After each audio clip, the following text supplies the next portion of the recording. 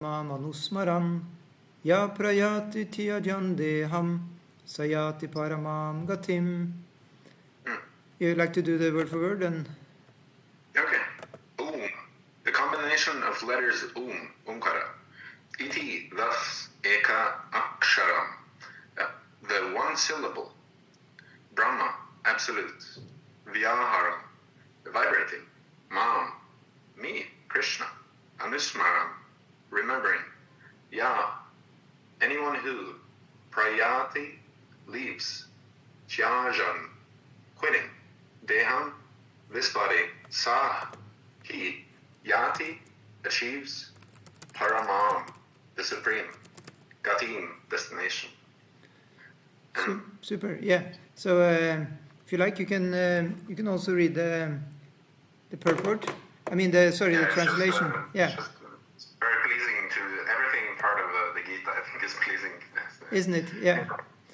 After being situated in this yoga practice and vibrating the sacred syllable the supreme combination of letters.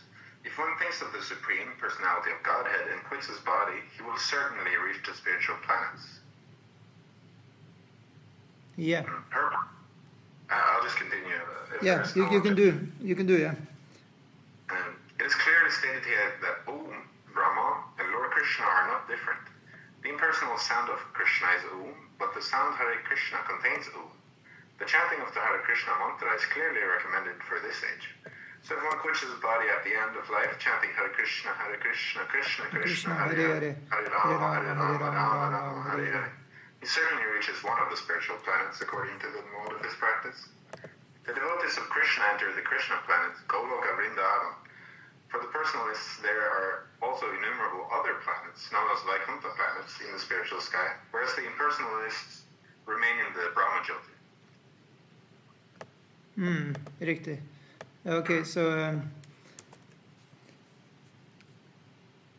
yeah. So this is Prabhupada makes it as simple as possible for us, because it just gives us the mantra. Yeah.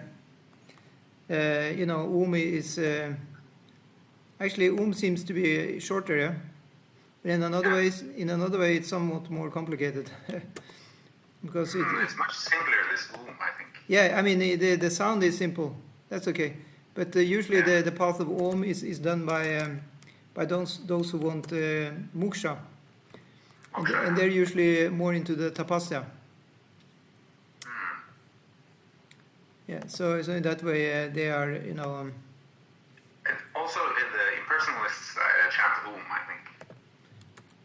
Yeah, they're chanting a lot. Yeah. So you have like. It's indicating the supreme, doesn't it?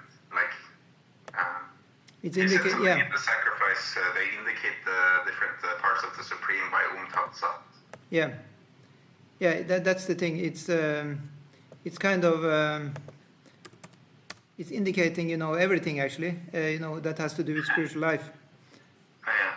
But in another sense, it doesn't simplify as much as Hare Krishna mantra, because Hare Krishna mantra is the most personal.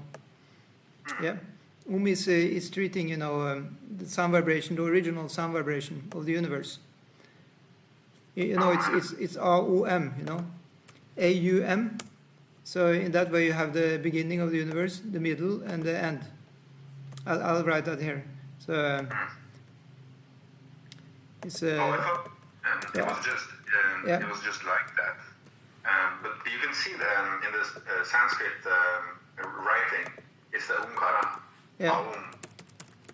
Yeah, so Om consists of A, U, M letters. Yeah. If you see at the Devanagari, yeah. Yeah, that's Om. Yeah. Of the three letters. Yeah.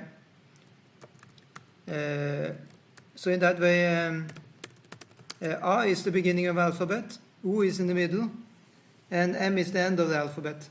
Oh, really? Yeah. So in that way, it consists everything that exists, because the whole universe has been created by the letters of the alphabet. Okay. I see. So like a quick survey of all that. Yeah. The whole universe is created by letters of alphabet.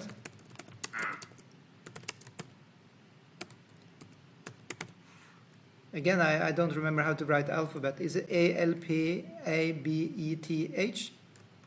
Alphabet? ALPHABET.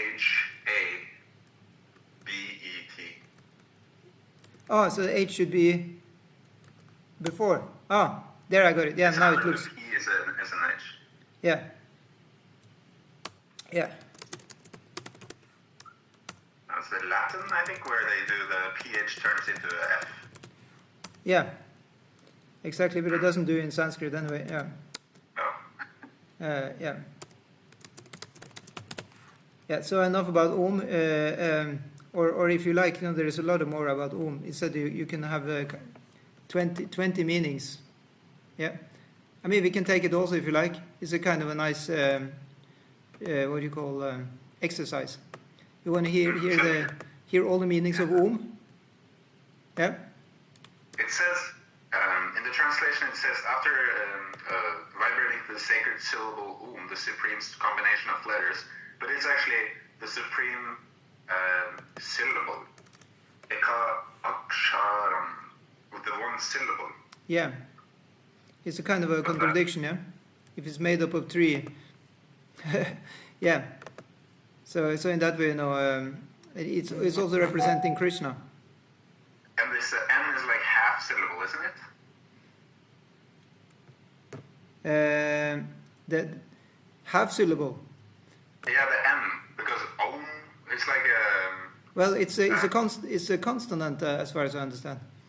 It's a what do you call it? It's Anushvara, I think it's called. Yeah, it's called Anushvara. Each syllable is separated by the consonant, right? What is separated by the consonant? One syllable usually is different. You cannot have multiple syllables with multiple what are they called? Consonants. E, ka, ka. You will see. You can have many vocal vowels, but not consonants. That will separate syllables, right? I don't know if I can understand you now. It's like this Sanskrit alphabet. They have a syllable and then also usually a consonant vowel. Well, yeah. All Sanskrit sounds in the alphabet they have a vowel attached to them. And that is because that is one syllable. Yeah, exactly. So in that way, you kind of have 2 sounds in each. So yeah. And then Om it starts with a vowel, and then it's a syllable. So it's almost like a half, 1.5. Well, yeah, I don't know if you can say it's in a half. I never heard that, but I guess. Maybe not. Maybe not. Yeah. So. Yeah. So anyway. So akshara is another way of saying, akshara is another way of saying, you can say purusha also. I can copy this, I can put it here. See.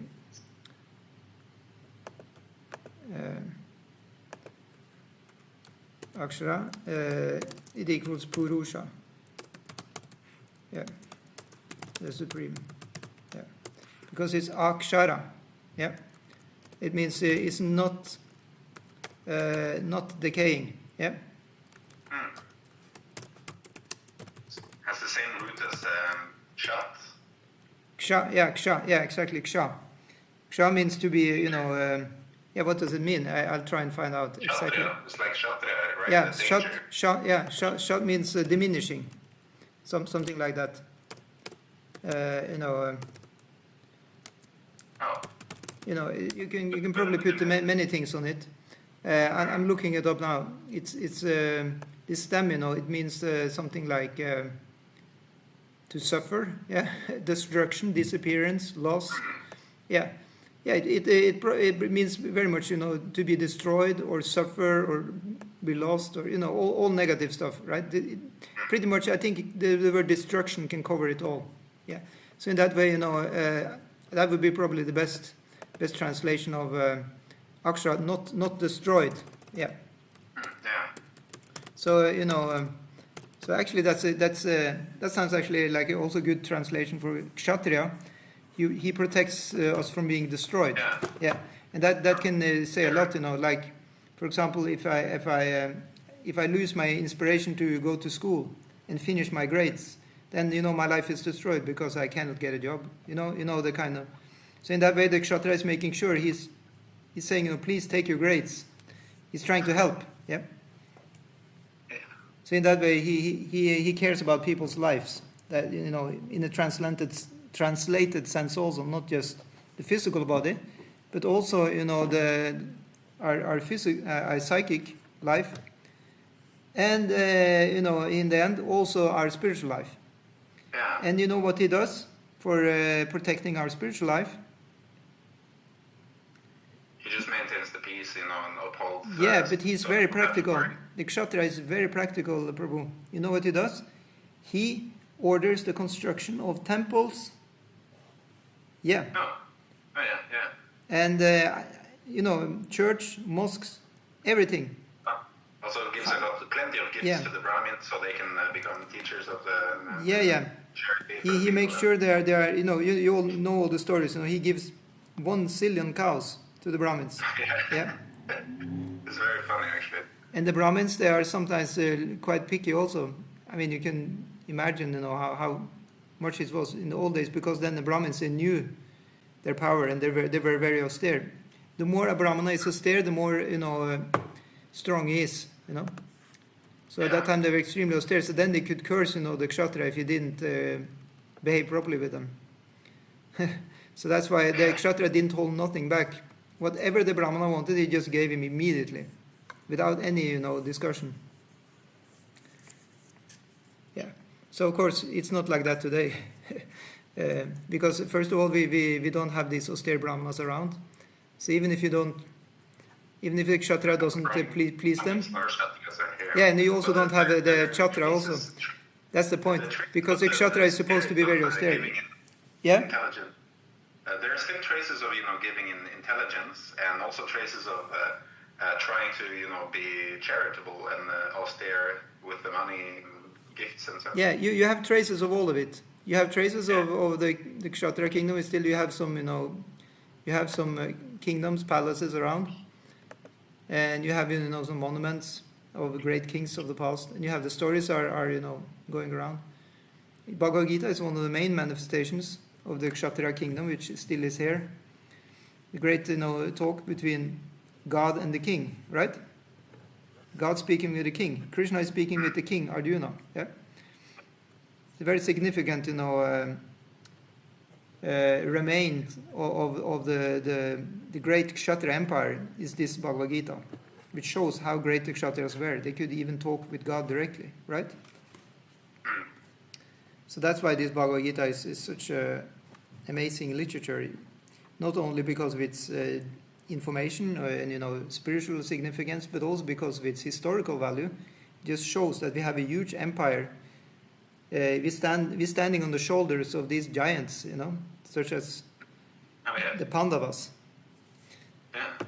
Yeah. So that's why also Krishna is reminding Arjuna, because part of being a kshatriya is reminding. The kshatriya has to be aware that he's not doing these things for himself. He's doing this as a representative of his lineage. Kshatriya is extremely, lineage conscious. So that's why Krishna says, oh, scion of Bharata. You're the great hero of the Bharata, Kshatriya, race. And, son of Kunti, you're son of the queen Kunti, and all this, kind of all the time reminding him so that he should, who he is. He should have a raised head, This kind of pride, Kshatriya should have that he's representing a great, heritage. And he wants to leave a great heritage also after he's leaving the world. He wants to keep his fame. Because he said that the Kshatriya is living in the heavenly planets for as long as his deeds are recounted on earth. Yeah? So as long as we are talking here about Arjuna and Yudhishthira and like that, they are going to be in the heaven. Yeah. At the time in the earth planet when nobody is remembering a king, then he's going down from heaven. Yeah. That also has informational significance also. That's very significant. That's why fame is extremely important for Kshatriyas. Yeah. But guess what? Brahmins, they don't care because they're not interested in being in heaven. They want to get mukti, you know, or as we say, you know, the Vaishnava Brahmanas, they want to get, you know, get entrance to the Vaikuntha. Huh? Yeah, the Vaishnava is just interested in bhakti. Yeah, but in another sense, that's also called mukti, but it's the highest mukti. Yeah. It's like, no, mukti is like the impersonal version, isn't it? Oh, we got a message here. Sorry, we got a message here from Mariana. She said, interesting, in ancient Greek, this fame after death was very important. She comes from Greece. Yeah. Yeah, thank you for the input. Yeah, actually, a lot of Vedic culture is connected to the Greeks. There are, you know, some very strong indications that the Greeks, they were, you know, having a few trips over to India in the times of yore. Yeah, they had some exchanges. A lot of the sciences, you know, for example, is Dionysius, who started with the atomic theory in Greece. He probably was having a chat with Canada, the atomic philosopher, you know, of India. But it goes to the philosophy of the soul also, cannot be divided any further. Yeah. The soul is included in most of these philosophies. I guess all the teachings are included in Bhagavad Gita. Yeah, you have actually all of them are there, but they were divided into 6 philosophies by Vyasadeva, and he had 5 disciples. One of the philosophies he had himself was the Uttaramimamsa, the summum bonum of it all, which is stated in Vedanta Sutra. But then he gave the 5 other philosophies to his 5 disciples. Kanada was one of them. He got the atomic theory, and then Nyaya was given to Gautama. Vaisheshika philosophy was given to I don't remember who, and then the Jaimini, he got the Karma Mimamsa philosophy, he also called Karma Kanda, and Patanjali, he got the yoga philosophy. So that's why all the people who do hatha yoga, mostly yoga now today is hatha yoga. Yeah, you know, all the exercises, Ashtanga yoga.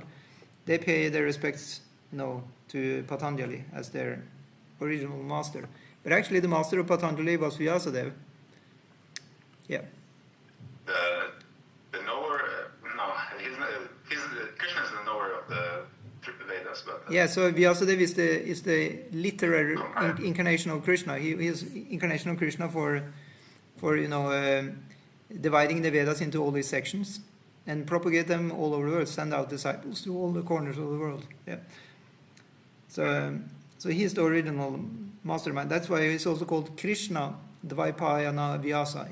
Sometimes he's called just Vyasa. Actually, Vyasadeva is just a title, right? It means he Vyasa means divider. Yeah. He's the Vyasa means the Veda divider. Yeah. That's directly what it means. And then you have Krishna, then Dvaipayana. Dvaipayana means he was born on an island. Yep. That's where he was born. Dvipa, it comes from the word Dvipa, which means island. And Krishna there in his name indicates that he is actually Krishna. Oh, we got one more message in the chat. Let's see. Like anatomy, Veda anatomy. Yeah, anatomy also comes from Vedic. Yeah. I mean, we're kind of proud to say that everything came from Veda. Vedic civilization is the cradle of Western civilization, or whole world civilization. Yeah. Of course, few sciences, you know. I mean, most of the sciences you can actually trace them back, even for machine technology. But of course, you need to do your digging. Yeah. Yeah, I know the Greeks think otherwise. Mariana says the Greeks, they don't think they got it from the Indians. Of course they don't. They think, you know what the Greeks think? What do you think the Greeks thinks, Christopher? That they, I know, yes, that they gave it. They think that they had all the stuff and they gave it to India.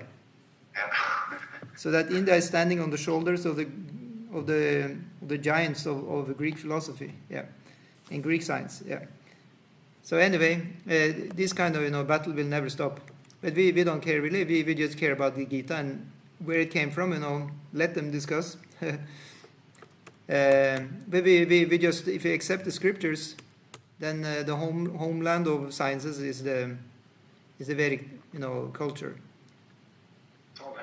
But actually, real Vedic culture, if you boil it down, it's not all this, how to be a dentist, how to, ride a horse, how to look out into space with the telescope, how to. Actually, it's all that. Yeah, but I mean, at the end of the day, the real Vedic science, what is that? That is Bhakti Yoga. Yeah. Because if you get Bhakti Yoga, that opens up the window to the spiritual world, which you cannot get by, being educated in any of the other Vedic sciences. It's stated very nicely in the Upanishad, the Chandogya Upanishad. All these Vedic sciences, astronomy, mathematics, atomic theory, all this stuff. It's called, I'll write it here, okay. It's two kinds of vidyas.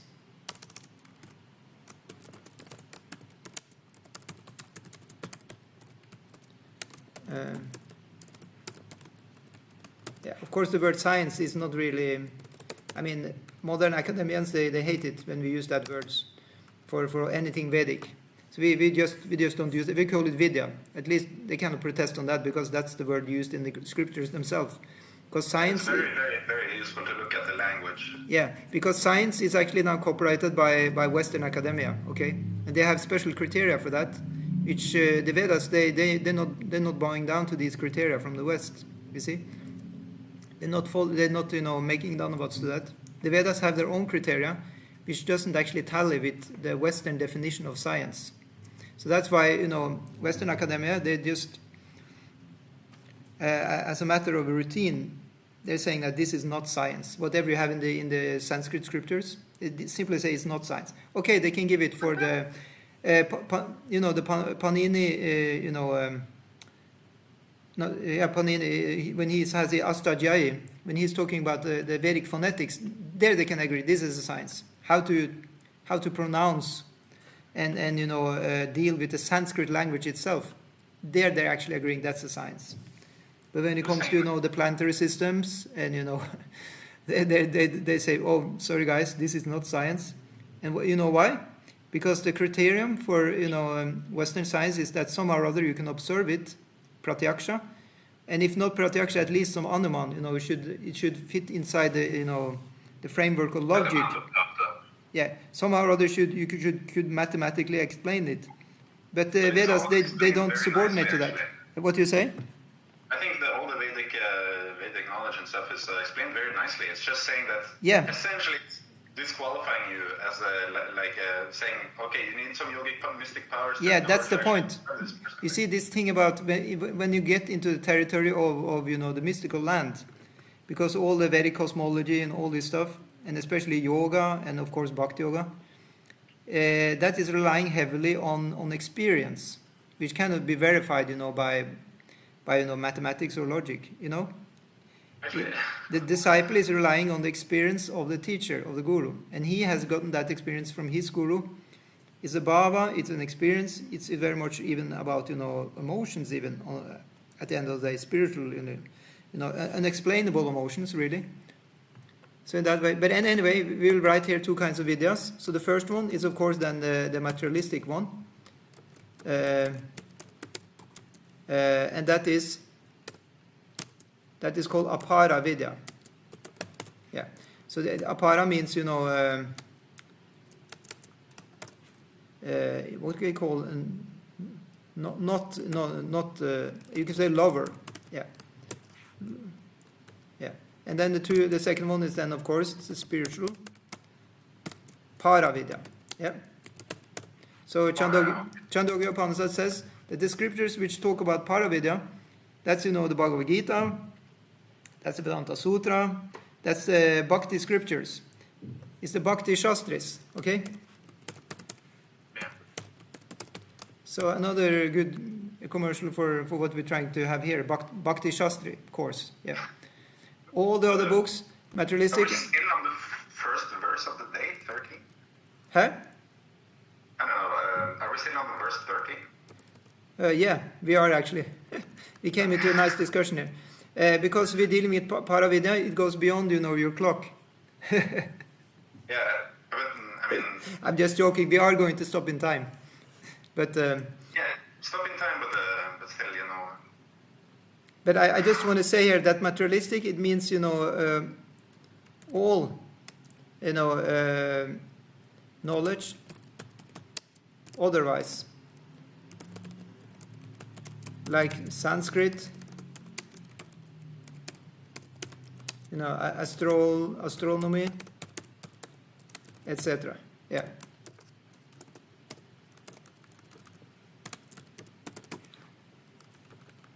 Okay, so you like to read the next verse? Yeah, sure. Ananya Cheta Satatam Yo Mam Smarati Nityasha Tasyaham Sulabha Partha Nitya Yuktasya Yogina. Yeah. Word forward or? Yeah, if you like, yeah. Ananya Cheta, without deviation of the mind. Sata Tam, always. Ya, anyone who. Mam, me, Krishna. Smarati, remembers. Nityasha, regularly. Tasya, to him. Aham, I am. Sulabha, very easy to achieve. Partha, O son of Pritha. Nitya, regularly. Yuktasya, engaged. Yogina, for the devotee. For one who always remembers me without deviation, I am easy to obtain, O son of Pritha, because of his constant engagement in devotional service. So actually that was a little bit why I stopped you, because we were kind of railing way off Krishna's point of, what he's trying to convey. What is it trying to convey now? No, it's simply that he's describing just the process by which one who is remembering him at the time of death. And the Prabhupada is also saying, if one is actually able to chant at the time of death Hare Krishna, then, his Vaikuntha plane is already there for him, Jai. Good. As long as he is not attached to the material world. Yeah, but that may actually be, but you can close these, forcibly close these eyes of desire or material needs, and simply chant Hare Krishna, focusing completely on the sound vibration. Yeah, usually it's not so easy because one may be strongly attached. So one have many samskaras from the past. But still, if he's able to continue the chanting at the time of death, yeah. that's simply the So it's something called anartha nivritti. That means dealing with these materialistic samskaras to kind of work through them and naturally give them up. Yeah, that's anartha nivritti process. During life maybe, but at the time of death, if he's able to continue chanting, then he's going to Krishna. Yeah. That's what he's saying right there. Yeah, it's true. So the process, of bhakti yoga is meant to prepare for that. Yeah. Yeah. It's meant to prepare. Also, like this next verse, which we just read, is confirming this. By his constant engagement in bhakti yoga, one who remembers me, regularly, it is easy to obtain. Yeah, you can read the purport also. Of course. This verse especially describes the final destination attained by the unalloyed devotees who serve the Supreme Personality of Godhead in Bhakti Yoga. Previous verses have mentioned 4 different kinds of devotees: the distressed, the inquisitive, those who seek material gain, and the speculative philosophers. Different processes of liberation have also been described: Karma Yoga, Jnana Yoga, and Hatha Yoga. The principles of these yoga systems have some bhakti added, but this verse particularly mentions pure bhakti yoga, without any mixtures of jnana, karma, or hatha. As indicated by the word ananya cheta, in pure bhakti yoga, the devotee desiring nothing but Krishna. Yeah, you can stop there. Yeah. So there you have it. It's just as you said, should not be any mixture of jnana, karma, or hatha. Yeah. So no standing on the head, no wanting to have any skills, result, or any sense gratification out of the Bhakti Yoga practice, and certainly no jnana. So no, interest in all these other paths, such as logic, or yoga, or atomic theory, or whatever, which is simply, desire Krishna. Yep. Yes. That's it. Yeah. So that is called nishkama. Yeah. No desire at all. Yeah. So we can go to. Nishkama. I was looking for the word like nirguna. Yeah, it's called nishkama. Yeah.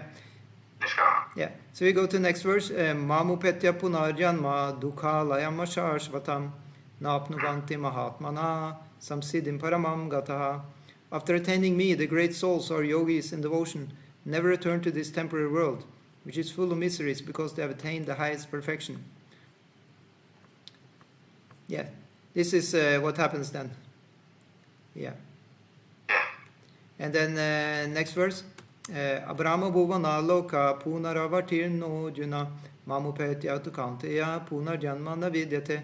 From the highest planet in the material world down to the lowest, all are places of misery wherein repeated birth and death take place. But one who attains to my abode, O son of Kunti, never takes birth again.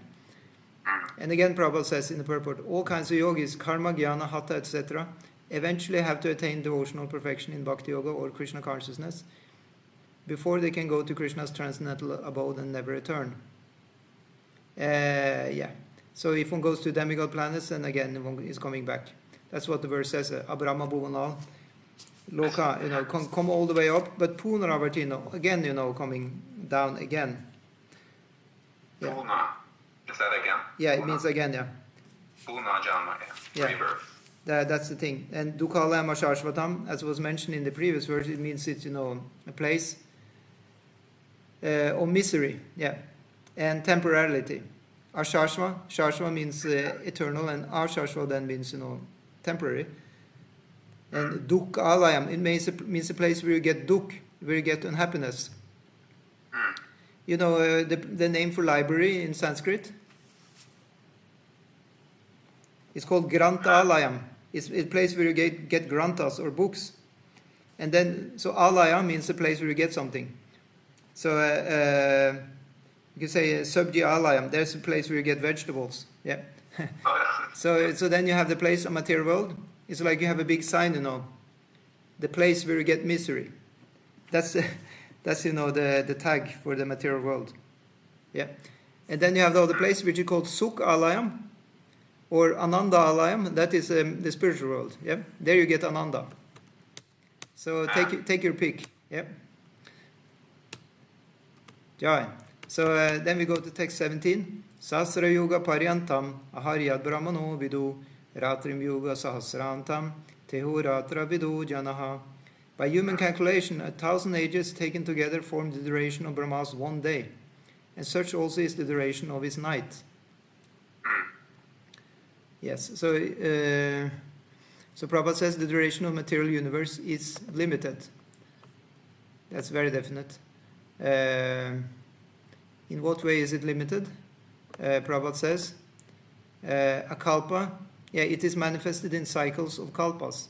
A kalpa is a day of Brahma, and one day of Brahma consists of 1,000 cycles of 4 yugas, or ages, Satya, Treta, Dvapara, and Kali. The cycle of Satya is characterized by virtue, wisdom, and religion, there being practical no ignorance and vice, and the yuga lasts for 1,728,000 years. In the Treta Yuga, vice is introduced, and this yuga lasts 1,296,000 years. So if you notice, there is a gap of 432,000 years between each of these numbers. Yeah. In the Dvapara Yuga, there is an even greater decline in virtue and religion, vice increasing, and this yuga lasts 864,000 years. And finally, in Kali Yuga, the yuga we have now been experiencing over the past 5,000 years, there is an abundance of strife, ignorance, irreligion, and vice, true virtue being practically non-existent.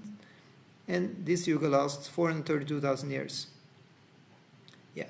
In Kali Yuga, vice increases to such a point that at the termination of the yuga, the Supreme Lord himself appears as a Kalki avatar, vanquishes the demons, saves his devotees, and commences another Satya Yuga. Then the process is set rolling again.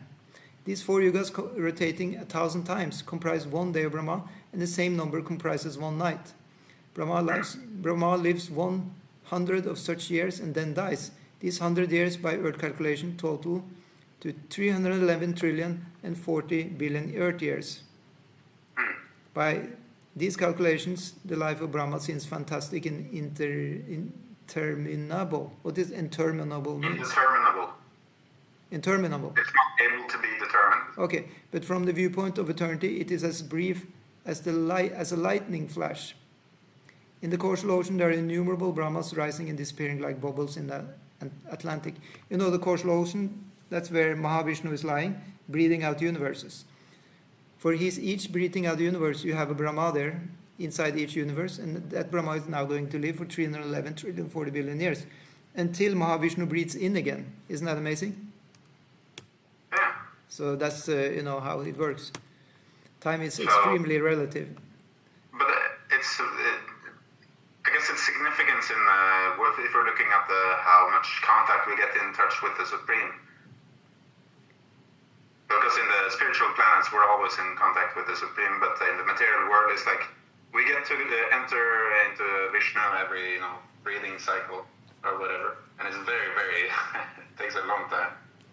Yeah, it does. So it really is a mystery how somebody can, join for several breaths of Vishnu. Should be enough with just one breath, right? Really. It's like when Vishnu is breathing in again and manifesting it, they're still not ready to exit the material world. Yeah. So this is the mystery of creation. So next verse, avyakta dvyakta ya sarva prabhavantya ragame ratyagame praliyante tatraya vyakta samgyake. At the beginning of Brahma's day, all living entities become manifest from the unmanifest state. And thereafter, when the night falls, they are merged into the unmanifest again. Half our life is unmanifest. You know that. So we mentioned 311, trillion, 40 billion years. So the same time actually is, well, how is that again? There was this half of our life is spent sleeping. There's also that. Yeah, on top of that. Well, actually, that's for the people who are most in the mode of ignorance. They sleep 12 hours a day. Maybe some animals are doing that, I don't know. Yeah, they can sleep 18 hours a day. I see. Yeah. Okay. So, so there you have it. So human beings, they can go all the way down to 6 hours a day. The most, sattvic human beings, they are okay with that amount, or even less. Oh, I think Goswami is doing 2 hours. Prabhupada doing 2 or 3 hours, I thought. Yeah, it's easier when you're older also, I heard. Really? Yeah, you need less sleep. I also heard that, yeah.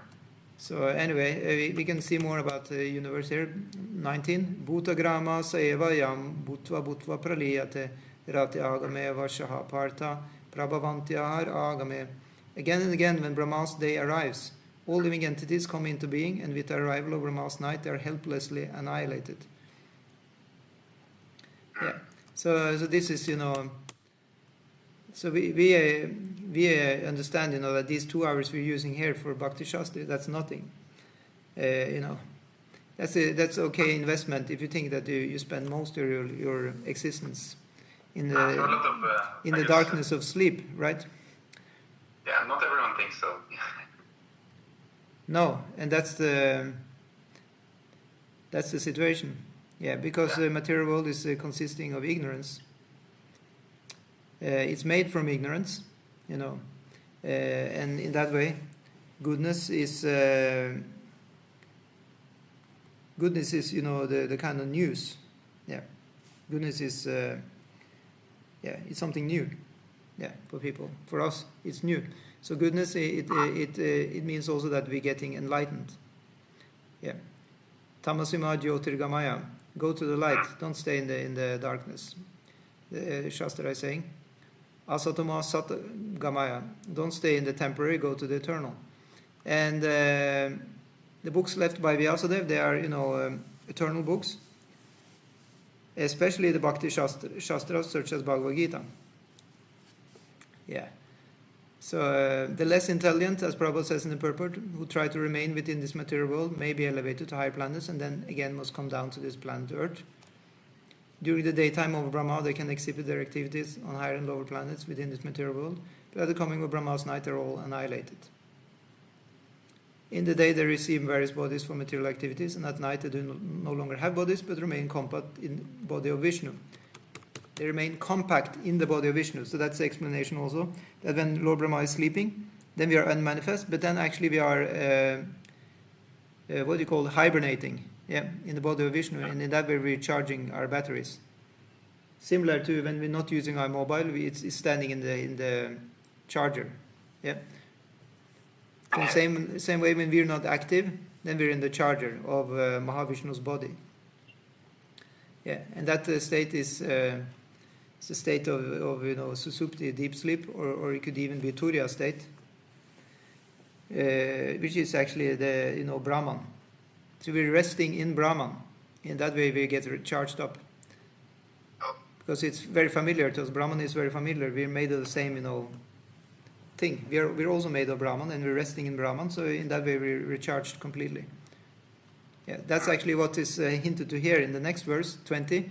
Paras tasmat tu bhavanyo vyaktu vyaktat sanatanaha yasa sarveshu bhuteshu nashyatsu na vinashyati. Yeah, I'll read the word for word there because I think there are some interesting words there. Para, transcendental, tasmat, to that, to, but, bhava, nature, anya, another, avyakta, unmanifest, avyaktat, to the unmanifest, sanata, eternal, yaha, saha, that which, sarveshu, all, bhuteshu, manifestation, nashyatsu, being annihilated, na, never, vinashyati, is annihilated. Yet there is another unmanifest nature, which is eternal and is transcendental to this manifested and unmanifested matter. It is supreme and is never annihilated. When all in this world is annihilated, that part remains as it is. So in that way, you can say we are in Godhead when we are, in Brahma's night. We are lying inside his body, right? The problem is that we're pulled out of it again when Brahma is waking up.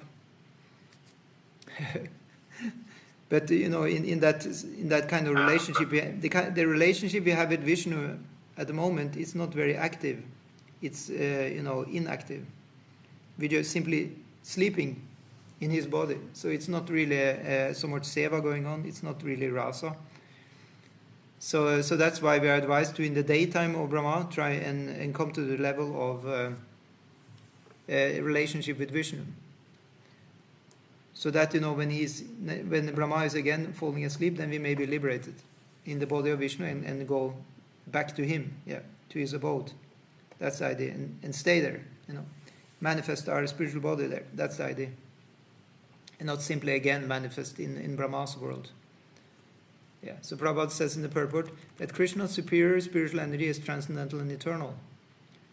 It is beyond all the changes of material nature, which is manifest and annihilated during the days and nights of Brahma. Krishna's superior energy is completely opposite in quality to material nature. Superior and inferior nature are explained in the 7th chapter. Yeah, maybe you remember we talked about that. In the 7th chapter is listed, the 8 gross elements. And then Krishna says to you that para, he calls these 8 elements for apara. So that means that all as I mentioned in the beginning today, that all the books which deals with the apara vidya, that's the knowledge which has to do with earth, water, fire, air, mind, intelligence, and ego. That's what usually we think is life, right? It's what goes on with our ego, with our intelligence, mind, and our body consisting of earth, water, fire, air, ether. We think this is the all in all. But it's called apara vidya. Apariyas tu idas tuanyam prakritim vidime param. There is something that is param, para, which is transcendental to this, and that is jiva bhuta mahabhavo yedam daryate jagat. That is the jiva. So what pertains to us, the jiva, is actually not aparavidya. Aparavidya is just our covering, our mind, intelligence, ego, our body. That's the apara existence we have. Our para existence is what is actually unknown to us. That's why we have to have teachings. That's why we need to learn, and that's why we have the Gita, for example, and Srimad Bhagavatam, and that's why we have Guru, Sadhu, and Shastra to get to this para vidya. And having attained that, then we are going to the Supreme Lord abode. Yeah. And Prabhupada says a little bit. He gives us some para vidya here. He says, the supreme abode of the personality of God Krishna is described in the Brahma Samhita as Chintamani Dhama, a place where all desires are fulfilled. Chintamani Prakarasadma Shukalpa Vriksha. So he said there, the place is made out of, transcendental touchstone, Chintamani, and Kalpa Vrikshas. You remember Kalpa Vriksha, what it means? No. It means wish-fulfilling tree. Oh, yeah. Yeah, it said, Vancha Kalpa Tarubhyasa. It says, Vancha Kalpa, it means fulfilling your desires, and then Tarubhya. Tarubhya is another name of a tree. So devotees are also like that. That's what we call Vaishnavas.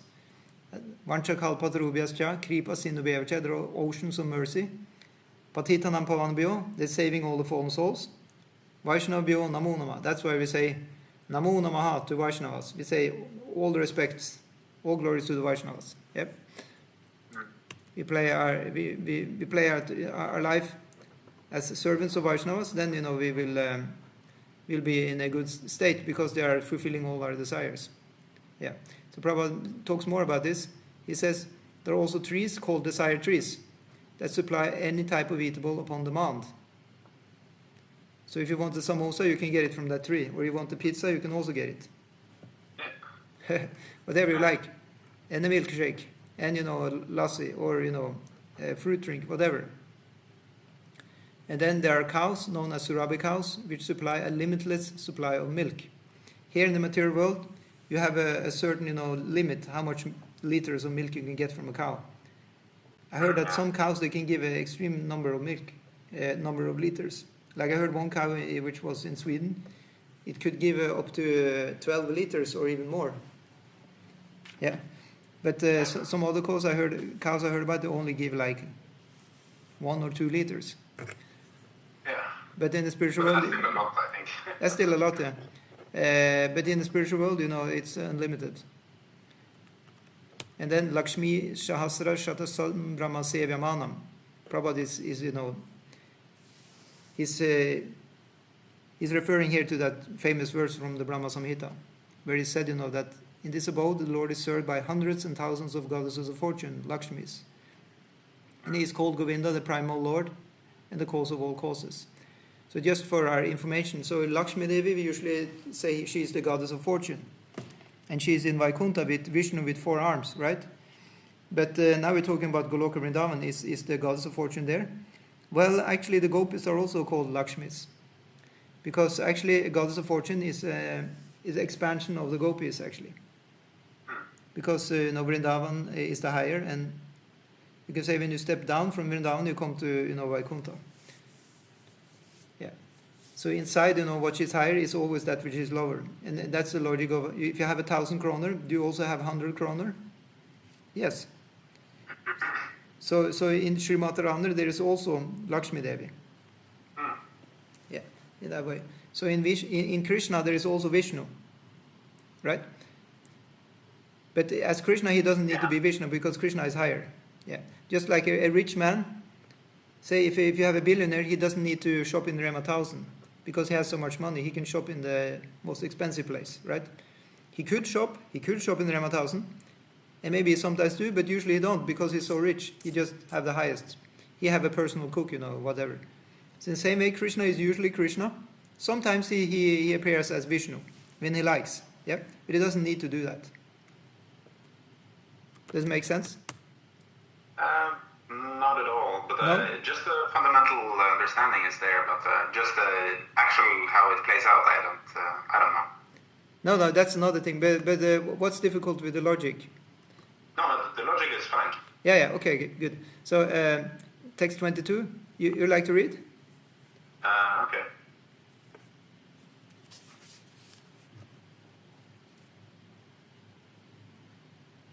Purusha sa para parta bhaktya labhyastu ananyaya yasyam ta stan ni bhutani yena sarvam idam tatam. Perfect. Yeah. The Supreme Personality of Godhead, who is greater than all, is attainable by unalloyed devotion. Although he is present in his abode, he is all-pervading and everything is situated within him. Yeah, you can read the purport a little bit. It is here clearly stated that the supreme destination from which there is no return is the abode of Krishna, the Supreme Person. The Brahma Samhita describes this supreme abode as Ananda Chinmaya Rasa, a place where everything is full of spiritual bliss. All the variegatedness manifested there is of the quality of spiritual bliss. Nothing there is material. That variegatedness is expanded as the spiritual expansion of the Supreme Godhead Himself. For the manifestation, there is totally of the spiritual energy. For the manifestation, there is totally of the spiritual energy, as explained in chapter 7. As far as this material world is concerned, although the Lord is always in His supreme abode, He is nonetheless all-pervading by His material energy. So by His spiritual and material energies, He is present everywhere, both in the material and in the spiritual universes. Yasyam ta stani means that everything is sustained within Him, within either His spiritual or material energy. The Lord is all-pervading by these two energies. To enter Krishna's supreme abode, or the innumerable Vaikuntha planets, is only possible by bhakti, devotional service, as clearly indicated there, here by the word bhaktya. No other process can help one attain that supreme abode. The Vedas, Gopala Tapani Upanishad, also describes the supreme abode and the supreme personality of Godhead. Eko Vashi Sarvaga Krishna. In that abode there is only one supreme personality of Godhead, whose name is Krishna. Yeah, stop there. Yeah. So you see the Sanskrit there? It's Eko Vashi. So Eka, it means one. Yeah, and then Vasi, it means to reside somewhere. Yeah, Vasi. So he only resides in one place. And then you have Sarvaga, but he goes everywhere. Go. Sarva means, everywhere. So he's going everywhere, although he stays in one place. That's Krishna. Isn't that amazing? That is a lot to meditate on. Yeah. So Prabhupada goes on to say in the purport, he is the supreme merciful deity, and although situated there as one, he has expanded himself into millions and millions of plenary expansions. So that's also said, that in the Brahma Samhita. Well, how is that going again?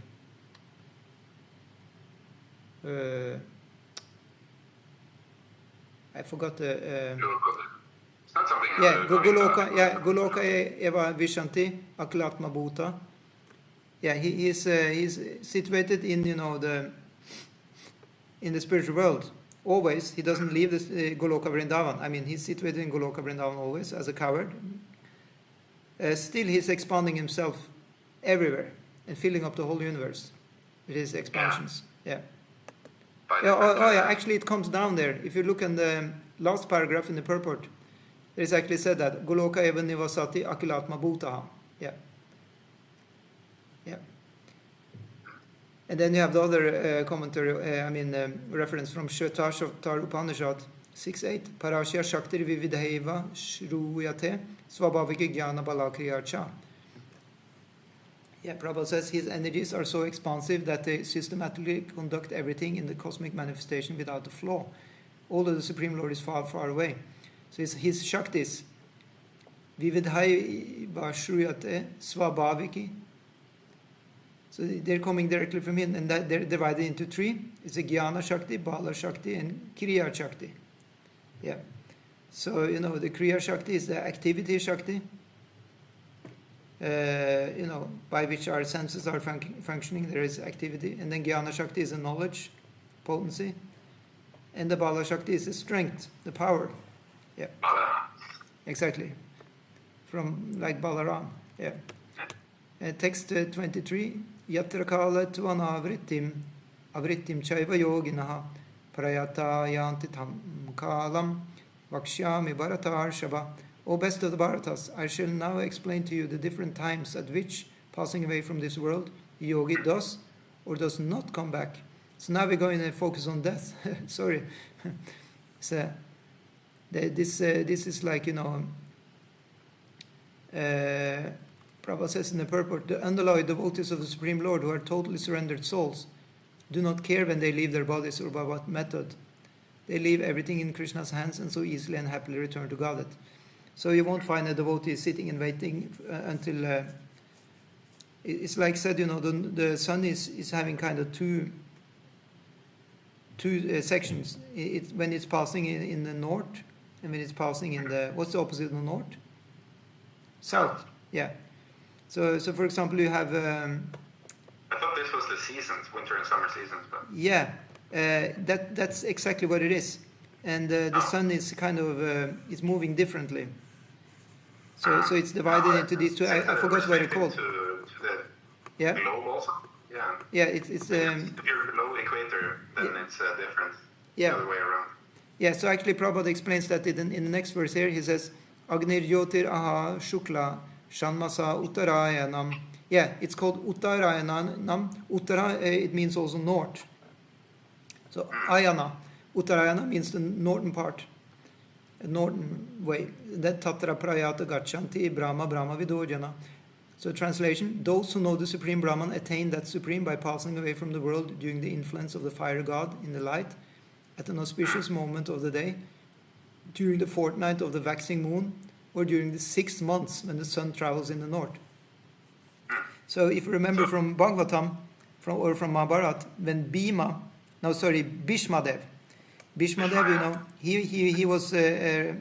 he was able to choose when he wanted to leave the world. So it was the most suspicious time, and that everyone was asleep. So he lied on the bed of the arrows. They had shooten him so much that he actually couldn't even walk. And so he's just lying on the bed of arrows, and then Yudhishthira and Krishna and everybody's coming just to listen to him speak about Dharma, and that takes up the biggest chunk of a philosophical discussion in the whole Mahabharata. It's like over 16,000 verses. He's speaking just about Dharma, Bhishmadev, while lying on the bed of the arrows. That's almost as big as Srimad Bhagavatam, or maybe it is actually more. Maybe it is 18,000 verses. So that's very impressive. While lying on the bed of the arrows, okay? And he was just... It's just a brief summary. It's just saying that, he explained everything very, very finely and all. Yeah. But actually he did that for 18,000 verses, or at least 16,000. Yeah. So the point is there that he's waiting until the sun is going to leave, until it's going to shift to traveling in the northern direction, because in traveling in the north, that is the time for liberation. As I explained before, the northern direction, it symbolizes liberation, tapasya and liberation, like that. So in that way, that's more favorable than when it travels in the south. Yeah. But devotees, they don't give a damn. They simply chant Hare Krishna and they leave it all up to Paramatma and Krishna, because they're just here to do service. So. Like that. So Prabhupada says, he gives some information, technical information here in the purport. When fire, light, day, and the fortnight of the moon are mentioned, it is to be understood that over all of them there are various presiding deities who make arrangements for the passage of the soul. So Agni is very prominent, demigod. He's really powerful. He's in charge of a lot of things. Yeah. So at the time of death, the mind carries one on the path to a new life. If one leaves the body at the time designated above, either accidentally or by arrangement, it is possible for him to attain the impersonal Brahma Jyotir. Yeah. So it's for the people who want mukti or merge with Brahman actually. Mystics who are advanced in yoga practice can arrange the time and place to leave the body. Others have no control. If by accident they leave at an auspicious moment, then they will not return to the cycle of birth and death, but otherwise there is every possibility that they will have to return. However, for the pure devotee in Krishna consciousness, there is no fear of returning, whether he leaves the body at an auspicious or inauspicious moment, by accident or arrangement. Sometimes we heard, some critics have said, about some of the saints in Iskcon, they left, in some accident. They thought, this was inauspicious death. But Prabhupada is not agreeing to that. We don't agree about that. Because there cannot be an inauspicious death for a saint. No, it's completely different. You cannot interpret it impersonally. No, actually, that's the point. So rather one should try and understand and try and see deeper what is Krishna's arrangement in these deaths. Exactly. Yeah. And then you will understand that they actually had a glorious death. Yeah. So and then Krishna goes on. So you see, Krishna is covering a little bit of different things, which not necessarily talking directly about bhakti yoga, right? So this is kind of this is more for these people who are jnanis, these kind of descriptions, right? So it said Krishna is also talking more about jnana some places and more about karma other places, and then other places again he's talking more directly about bhakti. So here definitely it's more jnana yoga. So he says the mystics who passes away from this world during the smoke, the night, the fortnight, and the waning moon, or the 6 months when the sun passes to the south, reaches the moon planet, but again comes back. He's making sure, he says, yogi prapya nivartante. Nivartante means, well, what does it mean actually? I have to look it up. 25. It means he's coming back. Yeah. Because another verse, then Krishna says na nivartante, and that means he's not coming back. So when it doesn't say na anywhere, that means he's coming back. Yeah. But he's a yogi, he's a mystic. Only mystics can time their death, right? That's a mystical achievement. And one has to be in the jnana category to do that. If one is a karmi or afflicted by the karma, that means one is into sense gratification. One is basically helpless about when he will die. A yogi is characterized by a person who has given up sense gratification. He's going inward. The whole Ashtanga yoga system is aimed at that, to give up sense gratification completely and go inward and become a mystic. Yeah. So then one can have, then one can also get siddhis. One is, the first thing one do, by the process of tapasya, one gets more heat in the body. I also heard that this is not only, Indian style. It's like a whole group in China and other Orientalists who are trained up to do this chi practice. This chi force? Yeah. And some claim that they also have mystic powers. They can have enormous heat in their hands, for example. So that's and they also sit meditating. So this is definitely coming from the Vedic land. They're actually doing meditation to heighten their chi, so their chi becomes stronger and stronger. That's exactly the same as yogis are doing. They're becoming more and more fiery by tapasya, and in that way they can sit in the Himalayas without any clothes, actually, stuff like that. Don't try this at home, because it was only back in the day this was possible. Try it at home before you can try it in the Himalaya. Oh yeah, like that. I don't know. For us, we only recommend one thing, and that is chanting the whole name of Krishna. Hare Krishna, Krishna Krishna, Hare Hare, Hare Rama, Rama Rama, Hare Hare. But Prabhupada says that in the third canto of Srimad Bhagavatam, Kapila Muni mentions that those who are expert in fruitive activities and sacrificial methods on earth attain to the moon at death. So it's also for the Karma Kanda people. That's the people who follow Jaimini, who got the Karma Mimamsa part of the scriptures to deal with. And that means to follow very meticulously, the fire sacrifices and all kind of pious life. They can actually go to the heavenly planets also. And they can be there and drink the Somarasa. Yeah, Prabhupada says these elevated souls live on the moon for about 10,000 years by demigod calculations and enjoy life by drinking Somaras. Yeah. But they eventually return to Earth. This means that on the moon there are higher classes of living beings, though they may not be perceived by the gross senses. Yeah. So if you take your stethoscope, telescope, whatever it's called, and look at the moon, you will not see any people there drinking Somarasa. Right? It's a protected place. Just like, sometimes they say, that the rich people on the earth, when they have a party, you cannot see them, right? Because they're doing it in hiding, yeah? So in the same way, when the rich people on the moon planets are enjoying, you cannot see them. They are made themselves invisible to our human eyes.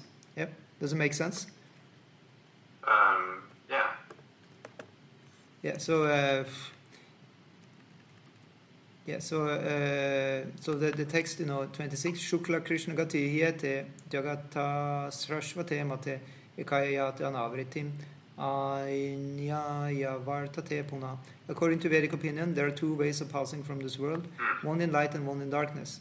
When one passes in light, he does not come back, but when one passes in darkness, big surprise, he returns.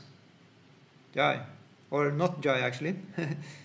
That's why. It's actually Jai.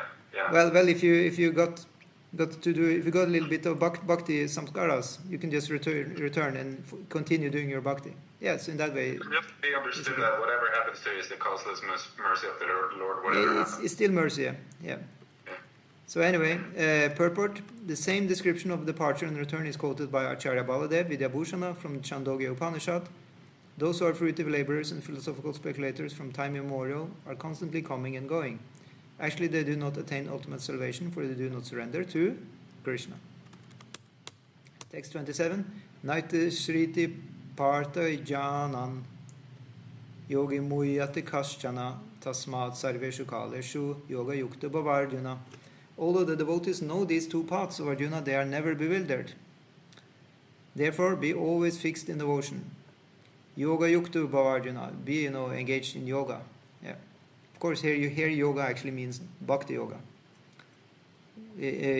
Krishna is not asking Arjuna to stand on his head and breathe, an alternate nose breathing or things like that.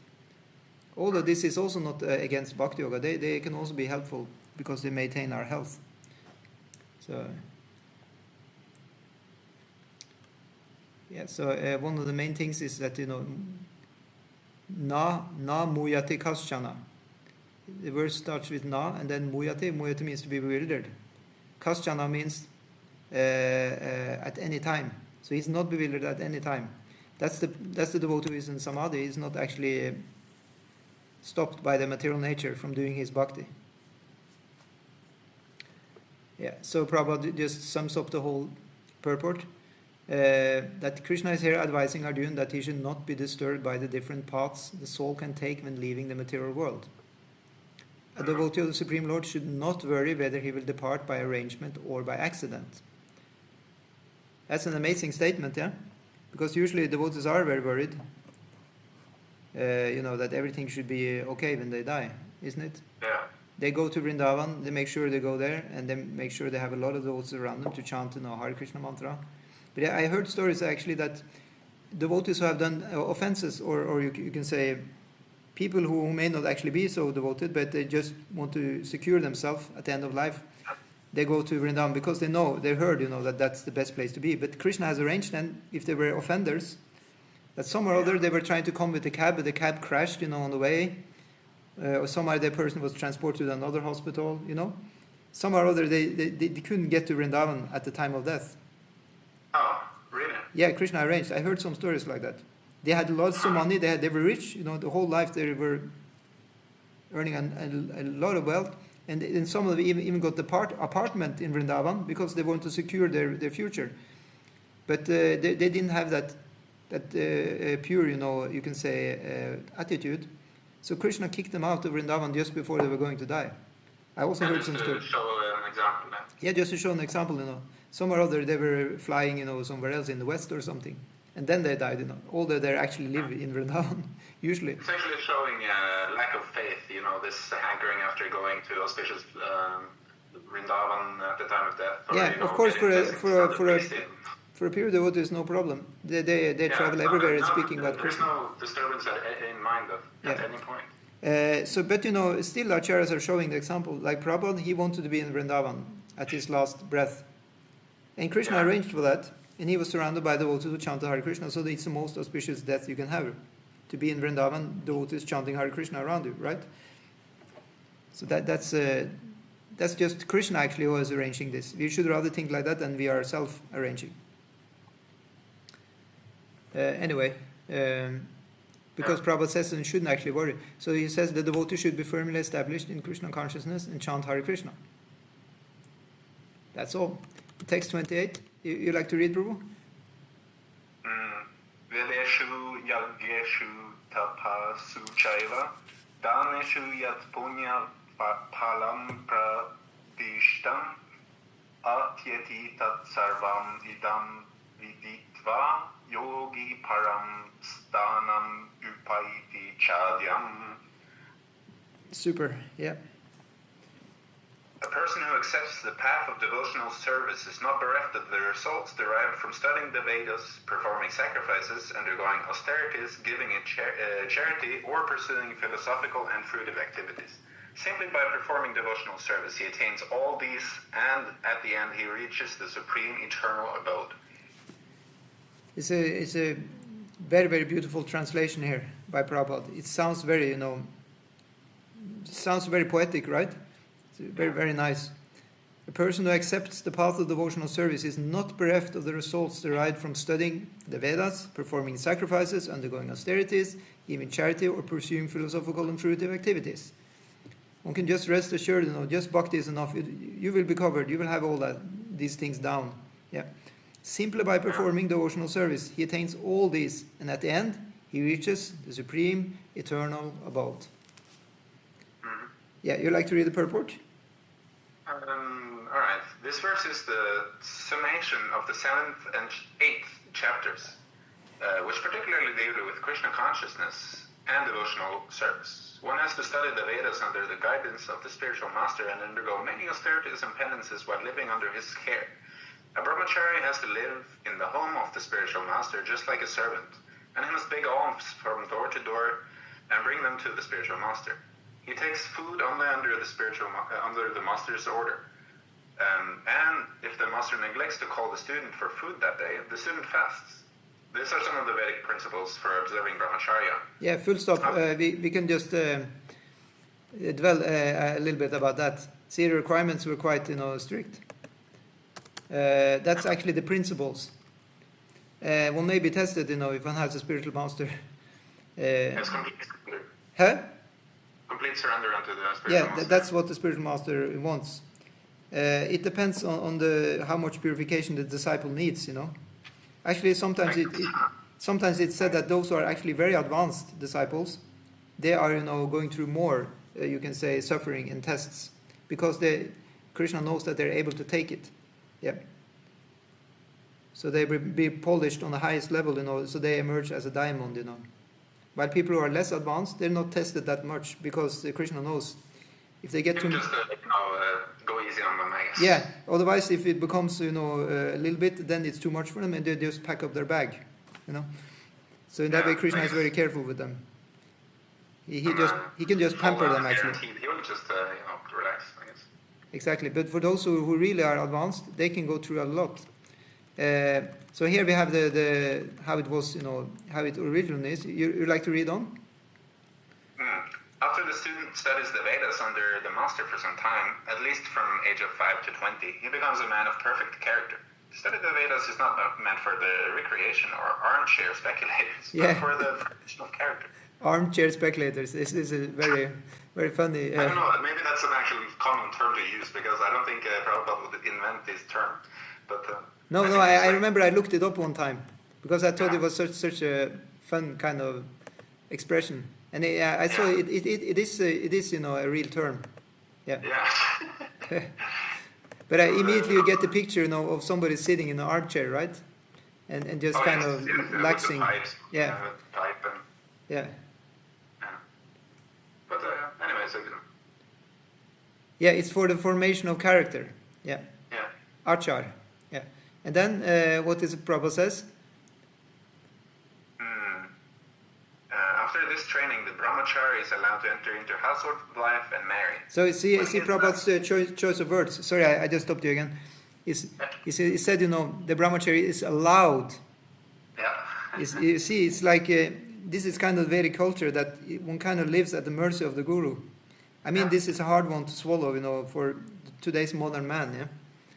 Yeah. And the guru is really in today, guru will not behave usually like that with the disciple. The disciple will say, is actually a little bit renounced. Yeah, he is renounced from that.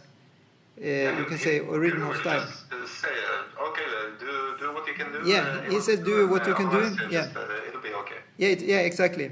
Because today's mindset is not really so easily going with this. No, we don't have any capacity to undergo austerity. Yeah, our adhikar. Yeah, our adhikar is very weak. Yeah. Exactly, the adhikar is very weak. So, but you know, that means that maybe this whole bhakti process, it may actually be a long-winded one, because you know, it's actually it's actually connected with bhakti to be having that very sweet relationship with guru. That is actually a great part of bhakti. Yeah, but that will grow gradually, you know, because it's a matter of trust, you know. How much do you trust that person that you want to put your life in his hands, yeah? So, and of course it depends on the guru. If the guru has to be extremely qualified himself also to treat, you know, to have that nice relationship with the disciple. That may also not be there. The guru may not also be ready, actually. You know, if you look from the other part of the thing, yeah. So they just have to keep churning, you know. And exactly, both of them, the disciple and the guru, have to keep on, you know, churning, yeah. And eventually we'll reach there, yeah. So, so then Prabhupada says, you know, when he is a householder, he has to perform many sacrifices so that he may achieve further enlightenment. So now, you know, those of us who thought, you know, now okay, we're no longer brahmachari, now we're householder, now we can, you know, relax. But then Prabhupada is saying, you know, you have to do sacrifice, man. It's a lot. To me, it just sounds like unnecessary austerity and stop all the stand on the head and you know. It may seem, you know, but you see, the scriptures and Guru is catering to a lot of different people at the same time. You see, there is a lot of people. There is a section of people who are attracted by these kind of ordeals, you know. Oh yeah. They think that so austerity. Yeah, the prospect of tapasya that attracts them. Yeah. Because finally they can, you know, get into some heavy work. I mean, I'm not saying this for fun, but actually, I heard that some section of people, they are ready. They love tapasya. Like, I don't know if it's true, but I heard the Russians. Actually, people get to taste for it because the Russians, they, for example, they're famous for liking more tapasya than other people from West. You know, they can do a lot of tapasya. Yeah. At least back in the day, in the beginning of Iskcon, they were famous for being extremely austere sometimes. Yeah.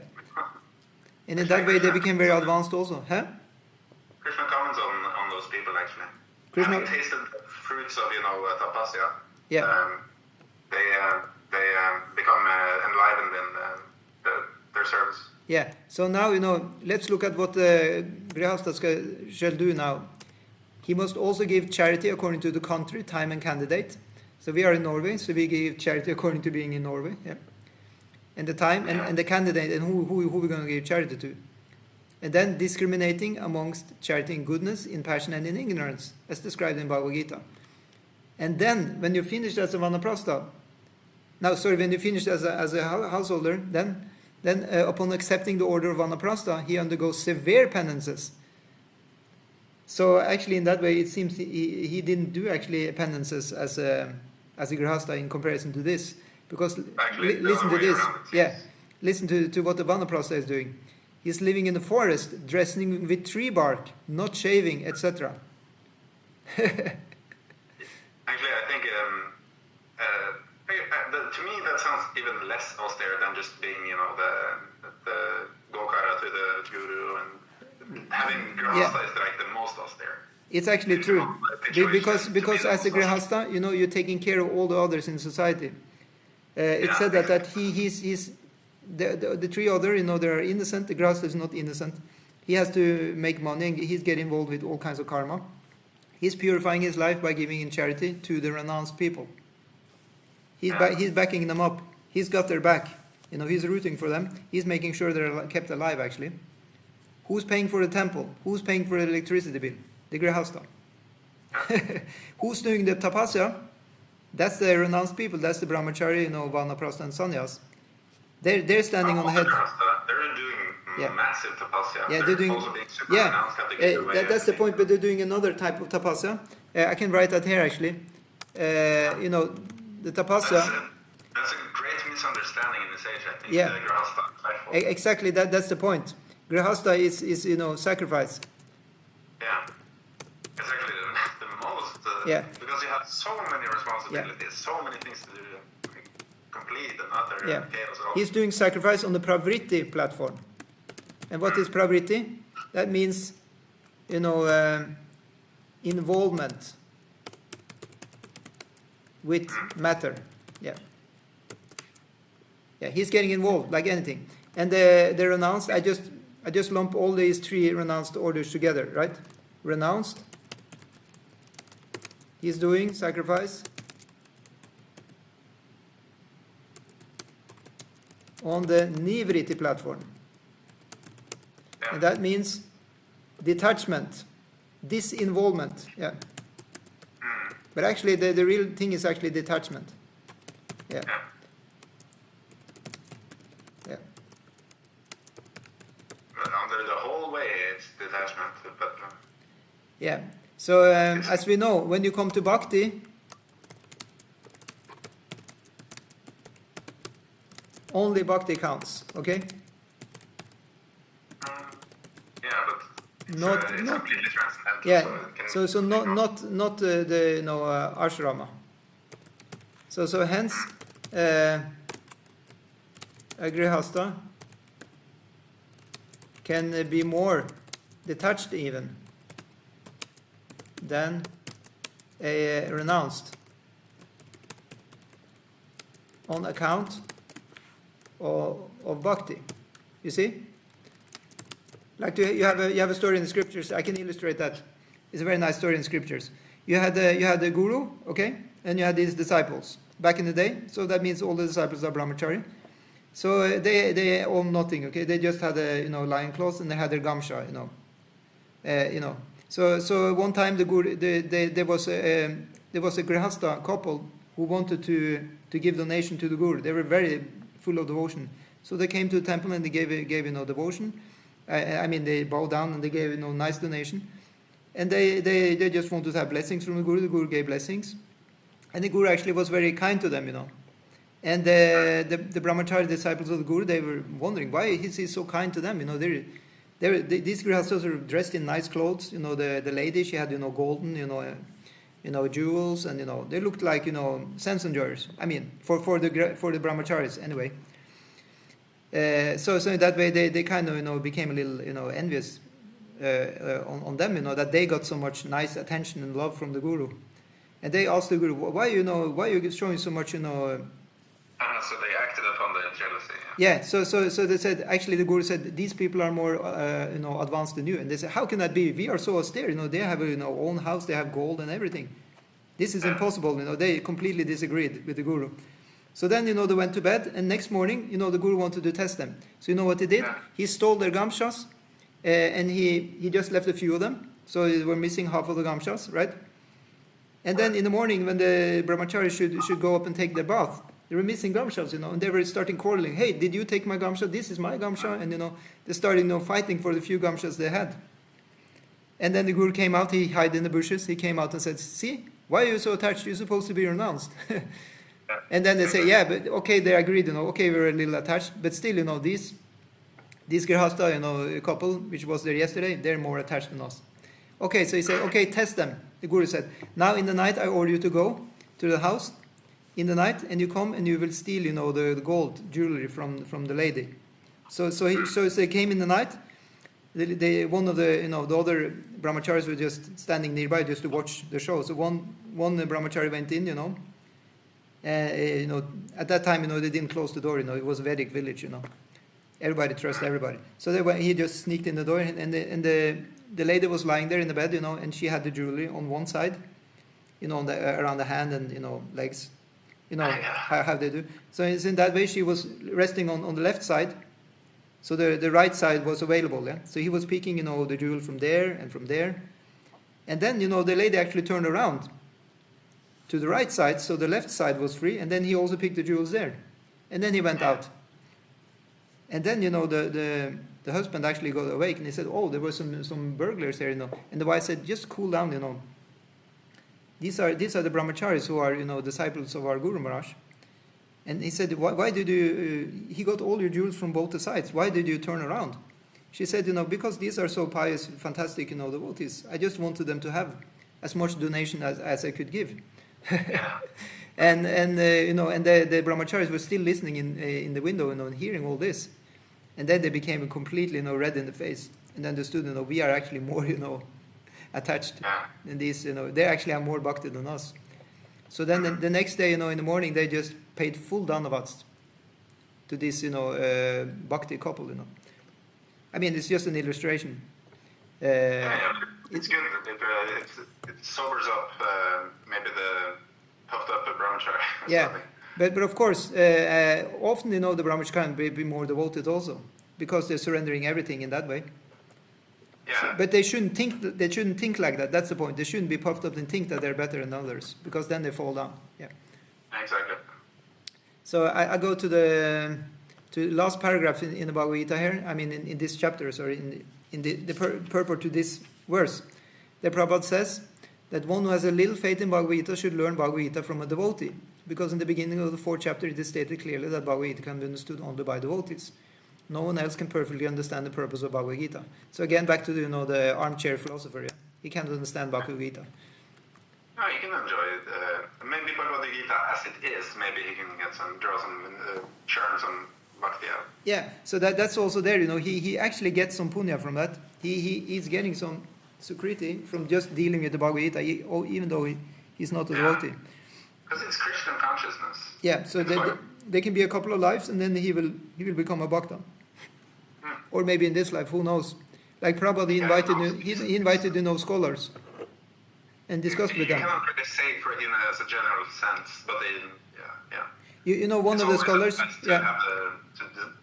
observe the scriptures under bhakta. Yeah, because some of the scholars, they may even be devoted. Like one of the scholars, he associated a lot with Prabhupada. His name was Thomas Hopkins. If you read the Prabhupada Lilamrita, he was like very favorable. And I saw one of the last videos. He died a few years ago. He was associated with the devotees, with the academic devotees. There is a whole section of Hare Krishna devotees who are completely academical, as a job. Yeah. And they gave a lot of association to this Thomas Hopkins during the years. And he was like a devotee himself. He said Hari Bol, and he was giving a class, a lecture on some 50 years celebration for Iskcon and like that. So in that way, after being a scholar in Bhagavad Gita, one becomes an actual devotee. Yeah. So Prabhupada says, this is a sign of faith to learn, Bhagavad Gita from a devotee. Yeah. When one searches for a devotee and fortunately gets a devotee's association, one actually begins to study and understand Bhagavad Gita. By advancement in the association of the devotee, one is placed in devotional service, and this service dispels all one's misgivings about Krishna or God and Krishna's activities, form, pastimes, name, and other features. After these misgivings have been perfectly cleared away, one becomes fixed in one's study. Then one relishes the study of Bhagavad Gita and attains the state of feeling always Krishna conscious. In the advanced stage, one falls completely in love with Krishna.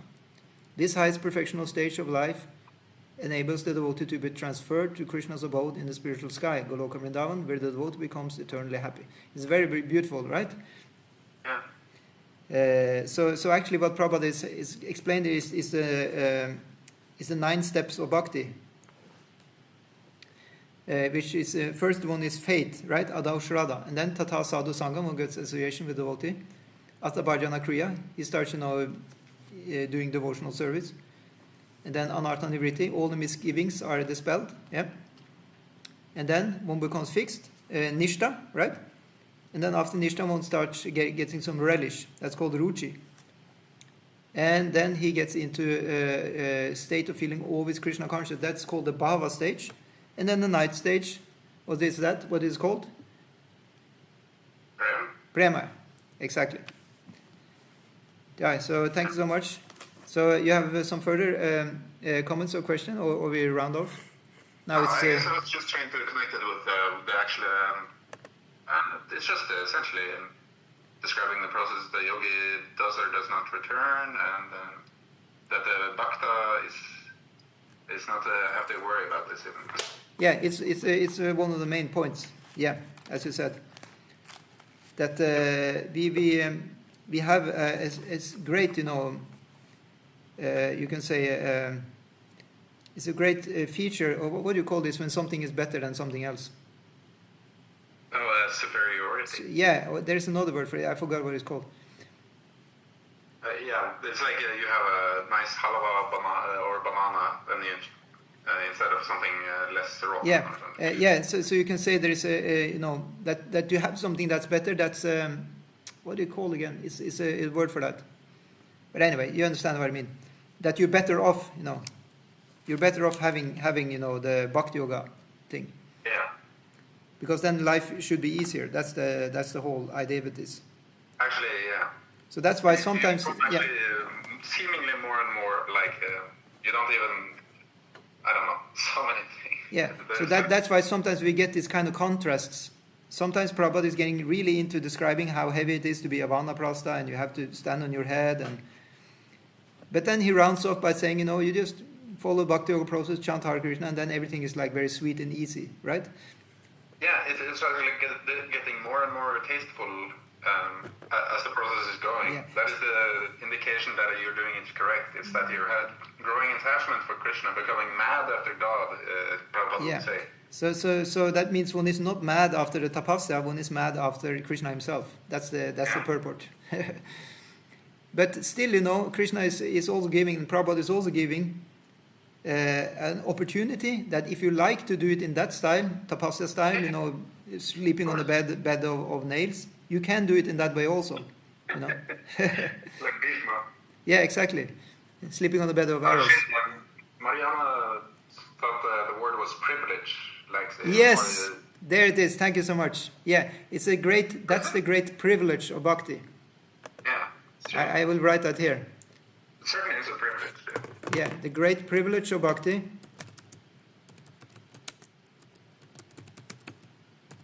Privilege, yeah.